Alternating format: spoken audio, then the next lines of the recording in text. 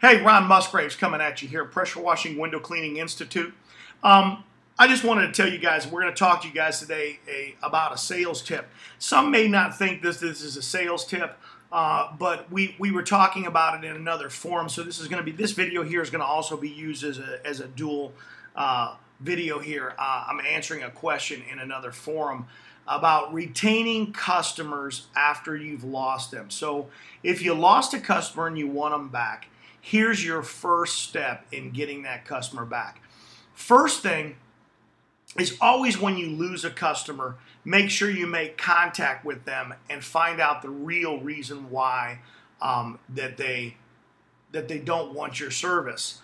And it happens to the best of us. No one's going to keep 100% of their customers all the time. If they do, they're lying or they forgot about somebody. It just doesn't happen. Customers fall off the table for multiple reasons. The biggest thing we want to make sure is, and this is why you're calling them to find out, is that it was no fault of your own. Lots of things happen. Financial problems can happen to customers. Changes in procedures in the way that they do things. They may be moving things into in-house.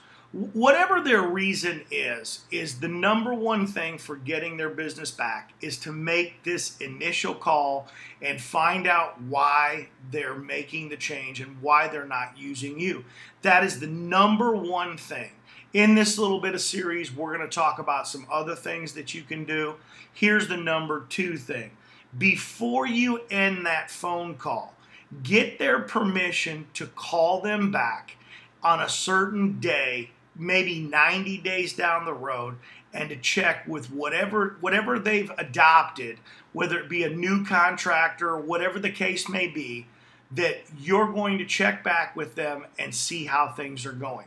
Make sure that you get that permission from them. You definitely want to do that. That's a huge thing. Now, if you really want them back, make sure you follow up that call. When you lose a customer and they're going with another purveyor, don't always take it personally, okay? Our feelings get hurt, and we internalize things, and you want to go, darn them, I'm never going to do business with them again. Mistake. Get that out of your head. People sometimes, they may like you. This may be coming down from the top, and they have no decision in it. Of course, people aren't going to tell you, hey man, I don't really make these decisions, because what does everybody want to do? They want to believe that they're the boss, they're in charge. So they're not going to maybe share that information with you. So this is why don't internalize these things.